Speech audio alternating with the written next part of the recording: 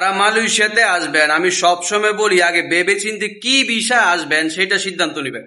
মালয়েশিয়াতে কয়েক ধরনের ক্যাটাগরির ভিসা আছে, যেমন অনেকেই মনে করি শুধু কাজের ভিসা ওয়ার্ক পারমিট আছে, আসলে না। এই দেশে বিজনেস ভিসা আছে, এই দেশে আপনার প্রফেশনাল ভিসা আছে, এই দেশে আপনি কয়েকটা ধরনের ক্যাটাগরি নিয়ে এই দেশে জব করতে পারেন বা স্টে করতে পারেন।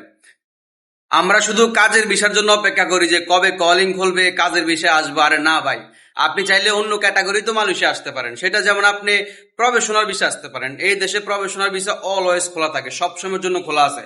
আপনি চাইলে মালয়েশিয়াতে প্রফেশনাল ভিসা এসে আপনার বিজনেস কি স্টাবলিশ করতে পারেন এবং নিজের মতন করে এই দেশে বিজনেস সাজাইতে পারেন। আর যদি আপনি ট্যুরিস্ট ভিসা আসেন এবং এই দেশে প্রতি 2-4 বছর পর পর অবৈধ লোককে বৈধ হওয়ার সুযোগ দেয়, আপনি 2টা বছর কষ্ট করে থাকলে ট্যুরিস্ট ভিসা আসার পরে 1-1.5 বছর পরে আপনি বৈধতা পাইতে পারেন, কোনো সমস্যা নাই। এবং এই দেশের নাগরিককে বিয়ে করে আপনি এই দেশে গ্রিন কার্ডও পাইতে পারেন। এবং আপনার ওয়াইফের যে বিজনেস কার্ড আছে ওইটা দিয়ে আপনি আপনার নামে এই দেশে বিজনেস দোকানপাট সব ওপেন করতে পারেন, তাতে কোনো সমস্যা নেই। শুধু ওয়ার্ক পারমিট, শুধু কলিং ভিসার জন্য অপেক্ষা করবেন না। আপনি চাইলে নতুন করে নতুন সুযোগে অনেক ক্যাটাগরিতে মালয়েশিয়া আসতে পারেন। এই মালয়েশিয়া আপনাকে হাজার সুযোগ দিয়ে রাখছে, আমরা অনেকেই জানি না। তাই আজকের ভিডিওতে আমি সম্পূর্ণ বলে দিতেছি প্রসেসটা কিভাবে আসবেন। আপনি চাইলে দেশে প্রফেশনাল ভিসা আসতে পারেন, যেটা 2 বছরের মাল্টিপল ভিসা। আপনি যে কোনো সময় আসতে পারবেন, যে কোনো সময় যেতে পারবেন। এই ভিসা যদি আপনি আসেন সরকারের খাতে, আপনি শুরুতেই প্রফেশনাল মানে আপনি দেশে বিজনেস করার জন্য আসছেন। প্রফেশনাল ভিসাকে কনভার্ট করবেন বিজনেস ভিসা মালয়েশিয়া এসে।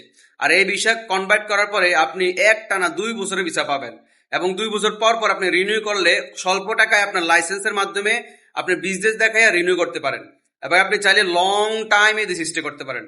একটা সময় আপনি যখন বিজনেস ডেভেলপ হয়ে যাবে, আপনি যদি এই দেশে একটা মেয়েকে বিয়ে করেন এবং বিয়ে করার পরে তার আইসি কার্ড দিয়ে আপনি চাইলে এই দেশে পার্মানেন্টলি রেসিডেন্ট, যেটা গ্রিন কার্ড বলে, সেটাও পেতে পারেন।